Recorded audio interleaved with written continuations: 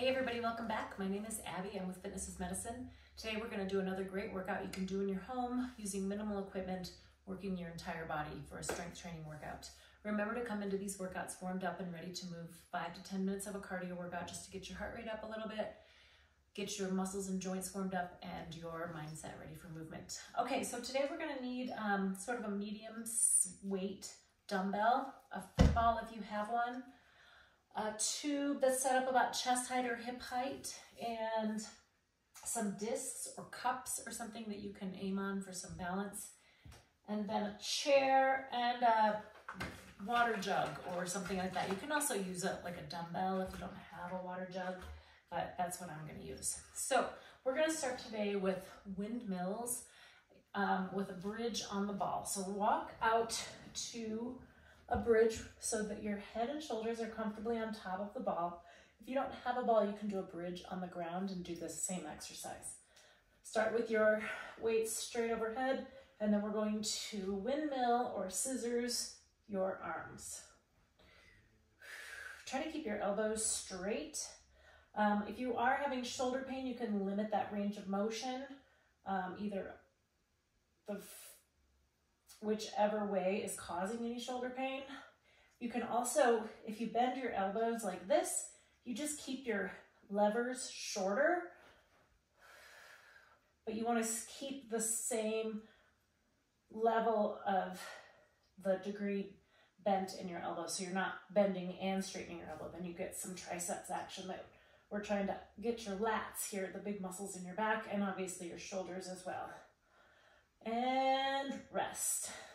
So bring them close to your body, walk yourself back up, and then I'm going to rack these and get them out of my way. Okay. Next, we're going to grab either a dumbbell or a jug of water if you have it, and a chair. We're going to do steering wheel squats, or sit-to-stands actually. So we're going to use this, and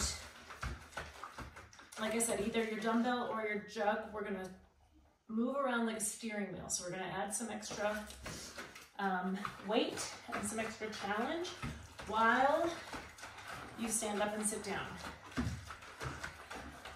The further away from your body, the more challenging it is, but that might also be hard on your back. So if that is, then hold it closer to your body. You can switch hand holds if you need to.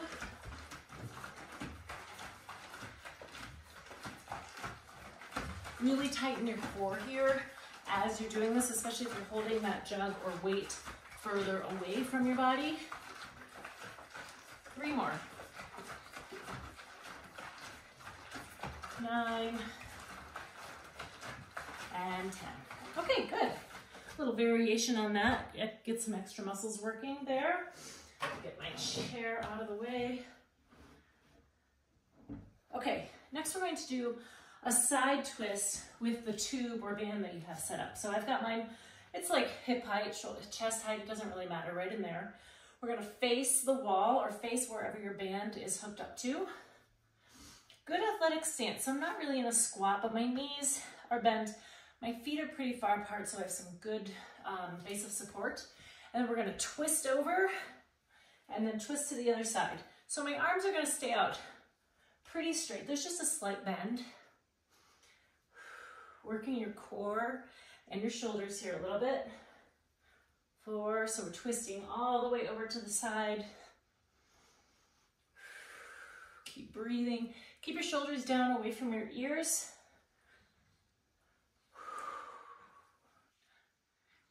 One more each side. And rest. Good. Okay.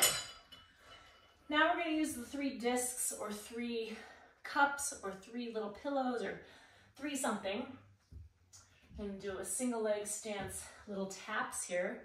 So you can start with them very close or you can move them far away. Challenge yourself. We're going to tap, tap, tap. We're going to do 5 each. Do this next to something sturdy if you need to grab, your kitchen sink or a wall, or, you could use your chair.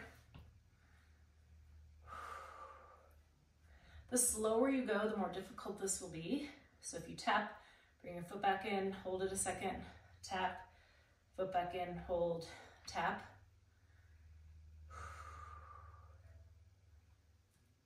One more, good.